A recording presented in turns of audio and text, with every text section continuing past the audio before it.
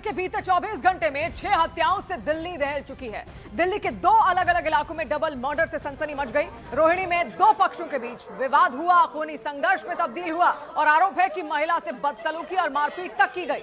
उसके बेटे ने 2 लोगों की चाकू मारकर हत्या कर दी। दूसरी बड़ी खबर है गोविंदपुरी से, जहां पर मां बेटे की धारदार हथियार से हत्या कर दी गई है। और उसके अलावा दिल्ली के वजीराबाद इलाके में भी देखिए युवक की हत्या कर उसका शव सुनसान इलाके में फेंक दिया गया। और एक और खबर नॉर्थ ईस्ट दिल्ली के वेलकम इलाके से, जहां पर अज्ञात हमलावरों ने एक शख्स पर ताबड़तोड़ कई गोलियां बरसाई, जिसमें उसकी मौके पर ही मौत हो गई है। आप देखिए कैसे सनसनी पूरे दिल्ली में इसको लेकर यहां पर मच रही है और ऐसे में डर का माहौल बढ़ाने की कोशिश यहां पर कहीं ना कहीं है। आप वजीराबाद का इलाका देखिए, इसके अलावा नॉर्थ ईस्ट दिल्ली या फिर जो भी इलाका देखेंगे वहां पर मर्डर को किस तरीके से अंजाम दिया गया। हालांकि पुलिस इन्वेस्टिगेशन इस पूरे मामले को लेकर यहां पर चल भी रही है। और देखिए दिल्ली के रोहिणी इलाके में डबल मर्डर से सनसनी फैली। अमन विहार में 2 युवकों की चाकू से हत्या कर दी गई। मृतकों की पहचान जॉनी और ध्रुव के रूप में हुई है। पुलिस के मुताबिक दोनों अपने साथी के साथ एक नाबालिग युवक की तलाश में पहुंचे थे, जहां विवाद खूनी संघर्ष में तब्दील हो गया। आरोप है कि महिला से बदसलूकी के बाद उसके बेटे ने उन्हीं के चाकू से दोनों पर ताबड़तोड़ हमला यहां पर कर दिया। वारदात सीसीटीवी में कैद हुई है। पुलिस ने मुख्य नाबालिग आरोपी को हिरासत में लेकर हत्या में इस्तेमाल चाकू बरामद कर लिया है और पूरे मामले की जांच भी की जा रही है। तो मात्र 24 घंटे के अंदर, यानी कि एक दिन के अंदर ही 6 मर्डर पूरी दिल्ली में यहां पर कर दिए गए। कहीं चाकू से गोद कर हत्या कर दी गई तो कहीं गोली चलाकर इस हत्याकांड को अंजाम दिया गया है। हर एंगल से पुलिस यहां पर देखिए तफ्तीश कर रही है इन तमाम इलाकों में पहुंचकर। हालांकि वहां पर डर का माहौल भी इस वक्त लगातार बना हुआ है, क्योंकि लोगों तक भी जब ये खबरें पहुंची तो सनसनी मची जरूर। हमें कुछ वो नहीं पता है। कोई लेडीज आई थी एरिया में, नाम पूछते ही जोनी का घर कौन है, मेरे चाचा का लड़का हूँ।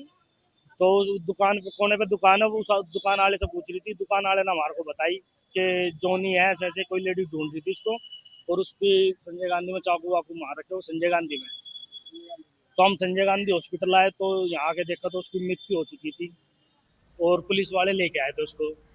और उधर देखिए दिल्ली के गोविंदपुरी इलाके में भी दिल दहला देने वाली डबल मर्डर की वारदात सामने आई, जहां पर देर रात घर के अंदर मां और बेटे की धारदार हथियार से हत्या कर दी गई। मृतकों की पहचान 42 वर्षीय शारदा और उनके 15 साल के बेटे कुशल के रूप में हुई है।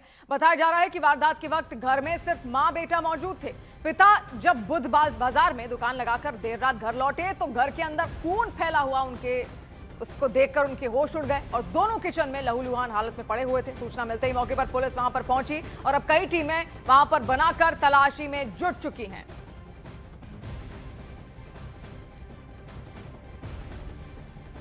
दक्षिण पूर्वी दिल्ली के गोविंदपुरी इलाके में देर रात एक मां और उनके मासूम बच्चे की धारदार हथियार से हत्या कर दी, जिसके बाद पूरे इलाके में सनसनी फैल गई।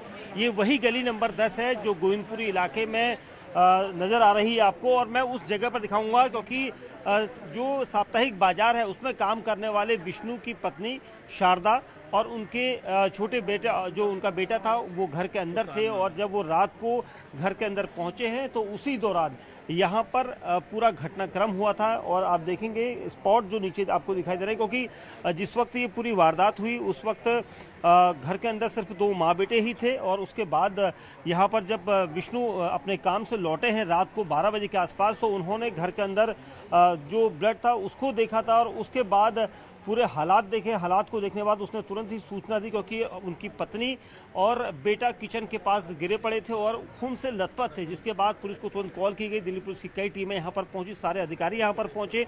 पूरे घर के अंदर क्या लूटपाट की गई थी, क्योंकि आशंकाएं यहाँ पर लूटपाट को लेकर ज़्यादा आ रही हैं, क्योंकि घर के अंदर कुछ कैश भी था, ऐसा यहाँ पर सूत्र बता रहे हैं। हालांकि पुलिस इन सारे फैक्ट्स की जांच कर रही है, क्योंकि वजह लूटपाट के अलावा कोई रंजिश हो सकती है, इसलिए हर एंगल को यहाँ पर पुलिस खंगाल रही है। क्योंकि मृतक शारदा, जिनकी उम्र 42 साल थी, वो भी अंदर थी, उनका बेटा भी 15 साल के आसपास जो था वो भी अंदर ही था, और दोनों को मारने के बाद हमलावर फरार हो गए।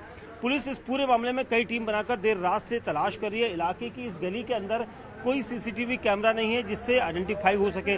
बाहर की गली के जो सीसीटीवी कैमरा फुटेज हैं उनके आधार पर आरोपियों की पहचान की जा रही है, क्योंकि यहाँ पर कहीं ना कहीं जो संदिग्ध हैं वो पुलिस के पास सीसीटीवी कैमरा फुटेज में कैद हो गए हैं।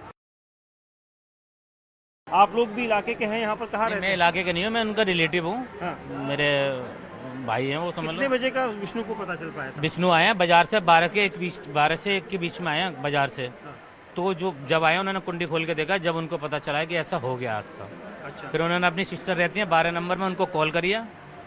जब फिर पुलिस वगैरह आई है, जब इंक्वायरी चली है, जब जो भी पहले तो वो बात की बात है, लेकिन जब उन्हें कराया फिर मैं नंदगिरी रहता हूँ, फिर मुझे कॉल कराया, फिर मैं आया हूँ यहाँ पर। क्या लूटपाट वगैरह कुछ? लूटपाट हुई है, पूरी लूटपाट हुई है, क्योंकि उन्होंने देखा इनकी सिस्टर ने, विष्णु दयाल की, जिनकी बेटा मरा है, उनकी उनने देखा है सिस्टर ने, लूटपाट हुई है यहाँ पे पूरी तरह से। लूटपाट करके लूटपाट ये तो पता नहीं, ये तो सुना है कि कमेटी उठाई, कैश वगैरह भी है, गोल्ड वगैरह भी है, क्योंकि कड़े गोल्ड के और कान के तो वो हर टाइम पहने रहते थे, 24 घंटे पहने रहते थे, वो गायब हैं। अच्छा, उनकी कान से खींच के ले गए, चूड़ी उतार के ले गए, उंगली कटी पड़ी है, मेरे पास फोटो है उसका।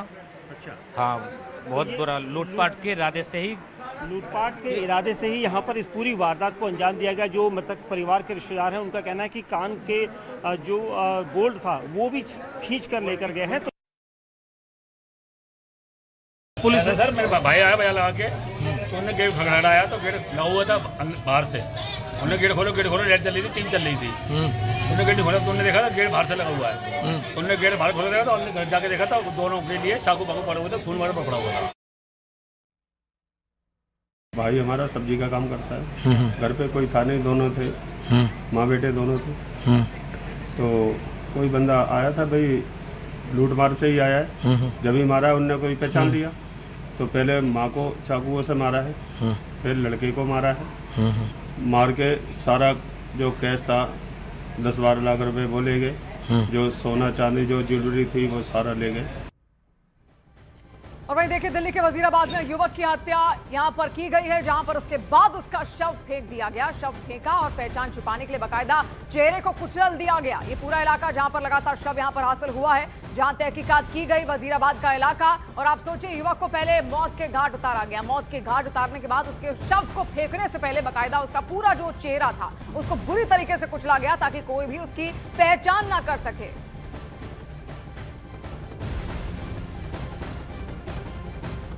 और अब यूपी के प्रयागराज से खबर यहां पर लेंगे, जहां पर प्रयागराज में एक लॉज में रहने वाली 2 छात्राओं के साथ मारपीट का एक मामला सामने आया। इस घटना का वीडियो सोशल मीडिया पर वायरल भी हो रहा है, जिसमें एक युवक छात्राओं को बाल पकड़कर पीटता हुआ दिखाई दे रहा है। छात्राओं ने आरोप लगाया कि लॉज मालिक का बेटा शुभम द्विवेदी पिछले कई दिनों से उन्हें फोन और मैसेज कर परेशान भी कर रहा था और उन पर गंदी नजर रखता था।